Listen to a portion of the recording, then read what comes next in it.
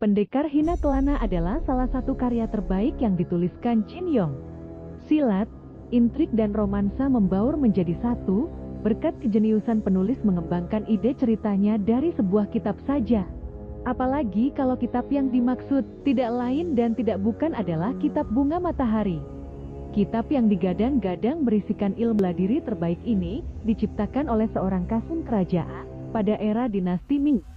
Entah bagaimana, kitab ini akhirnya berada di perpustakaan Shaolin dan menjadi incaran para pesilat di dunia persilatan.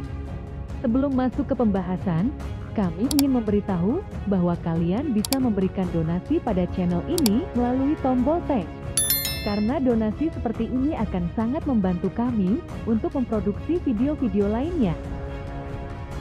Sekarang mari kita mulai pembahasannya.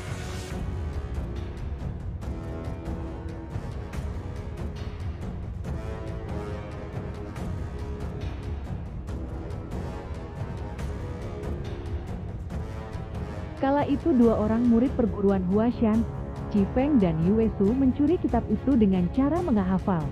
Masing-masing dari mereka menghafalkan setengah bagian dari kitab itu untuk kemudian disatukan. Namun saat dicocokkan terjadi ketidaksesuaian karena ingatan mereka yang timpang tindih.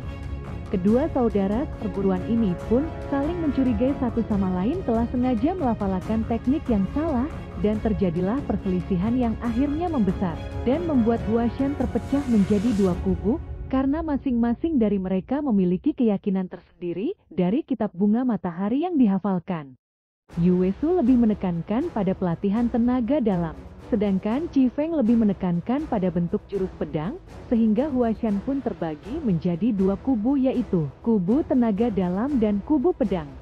Yue Bu pun, guru Ling Huchong, adalah bagian dari kubu tenaga dalam yang berhasil mengusir kubu pedang yang kalah dalam perebutan kekuasaan.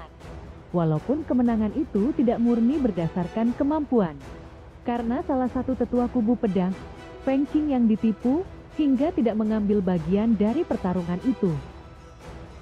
Untuk menyelesaikan polemik dari kitab Bunga Mentari, para tetua Shaolin mengirimkan Biksu Du Yuan. Du Yuan membantu menggabungkan dua hafalan dari kedua orang ini, hingga terciptalah jurus Bunga Matahari versi baru. Setelahnya Biksu Du Yuan memutuskan untuk meninggalkan kehidupan bikunya, berkeluarga, dan mengganti namanya menjadi Lin Yuantu. Ia yang kagum dengan kehebatan jurus Bunga Matahari pun menggunakan intisari dari jurus tersebut, menciptakan permainan pedang penakluk iblis PC Qianfa, dan mendirikan Biro Pengawalan Huwei, serta menjadi termasyhur berkat jurus pedang penakluk iblisnya. Untuk itu, Shaolin memutuskan membakar kitab Bunga Mentari asli yang disimpan di perpustakaan, agar tidak ada lagi orang yang terobsesi dengan jurus yang dianggap kurang baik itu. Biksu Du Yuan ditegur oleh Shaolin, sehingga ia pun melarang semua keturunannya untuk mempelajari jurus pedang penakluk iblis, yang ia tulis di jubah biksu, dan disembunyikannya di sebuah tempat rahasia.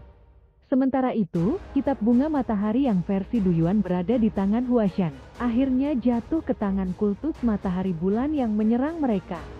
Kitab itu lalu diberikan oleh ketua kultus Ren Woxing kepada tangan kanannya Tong Fang Pupai, yang kemudian berkhianat dan mengkudeta posisi Ren Woxing yang ditangkap dan penjarakan. Tong Fang Pupai menjadi petarung terkuat di masa itu, setelah berhasil mempelajari keseluruhan kitab Bunga Mentari yang bukan versi asli sekalipun. Tapi ada harga mahal yang harus dibayar sebagai syarat untuk menguasai jurus tersebut, yaitu dengan melakukan pengebirian. Di sisi lain, jurus pedang penakluk iblis yang sedemikian termasyhurnya malah membawa petaka bagi keturunan Lin Yuantu. Jurus ini menjadi incaran sebagian tokoh besar dari sekte-sekte pedang, seperti 1. Yu Changhai, seorang ketua sekte Xing Cheng. 2. Chuo Lengshan, seorang ketua sekte Songshan. 3. Yue Bukun, seorang ketua sekte Huashan. Saat Lin Pingqi, cucu dari Yuantu, membunuh anak dari ketua sekte Xing Cheng, Lin Pingqi dan orang tuanya pun diburu oleh Yu Changhai, sang ketua perguruan, yang menggunakan alasan menuntut balas kematian anaknya untuk merebut kitab pusaka pedang penakluk iblis dari keluarga Lin. Kedua orang tua Lin sendiri tertangkap Yu Changhai dan kemudian diculik oleh Mu Gaofeng yang mengincar kitab milik keluarga Lin juga, hingga keduanya mati disiksa. Lin Pingqi yang tidak berdaya, terus-terusan diincar Yu Changhai pun masuk ke perangkap Yue Bukun yang menawarkan bantuan. Ia diangkat menjadi murid Huashan dan menjadi target bagi gurunya sendiri yang ingin mengorek ilmu pedang penakluk iblis. Pada akhirnya Yue Bukun dan Lin Pingqi berhasil menemukan kitab tersebut yang tertulis di jubah biksu Lin Yuantu dan mempelajarinya setelah melakukan ritual yang seperti Tong Fang Pupai lakukan. Chuo Lengshan yang juga mengincar kitab tersebut diperdaya oleh Yue Bukun yang sengaja membiarkan murid Chuo Lengshan mencuri kitab yang palsu darinya. Alhasil ketua Songshan yang sebelumnya adalah yang terkuat di antara para sekte pedang ini harus buta setelah dikalahkan Yue Bukun yang menggunakan jurus yang asli. Sementara itu Lin Pingqi yang setelah menguasai kitab penakluk iblis berhasil melakukan balas dendam atas kematian kedua orang tuanya setelah membunuh Yu Changhai dan Mu Gaofeng. Sayangnya ia harus buta, kena racun Mu Gaofeng. Lin Pingqi juga membenci Yue Bukun yang munafik dan memanfaatkannya untuk mendapatkan kitab penakluk iblis. Untuk itu ia bersekutu dengan Chuo Lengshan menjadi aliansi duo buta.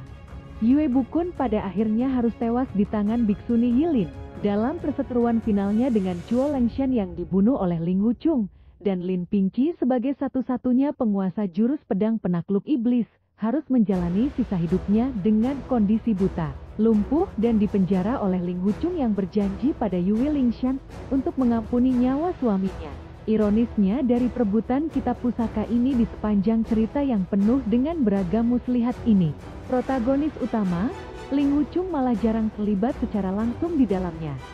Begitu pula dengan peta peraduan politik dan strategi untuk mendominasi 5 aliansi partai pedang yang berjalan paralel. Karakter Ling Wuchung dibuat begitu kontras berbeda dengan atmosfer cerita yang penuh dengan keserakahan. Protagonis tidak memiliki sebuah tujuan yang jelas selain kehidupan sederhana yang ia dambakan dengan ditemani arak dan terobsesi pada musuh di perjalanan hidupnya yang lebih lanjut. Ling Wuchung seakan-akan hanya terombang-ambing di antara semua pergolakan yang ada, meremehkan semua kejayaan, kekuatan, dan kekuasaan yang diimpikan banyak orang, sesuai dengan terjemahan dari judul aslinya, menertawakan dunia persilatan. Bagaimana dengan kalian? Apakah kalian tertarik mempelajari jurus sakti ini? Tapi jangan lupa pengorbanan yang harus dibuat. Terima kasih sudah menonton video ini, dan sampai jumpa lagi di video lainnya.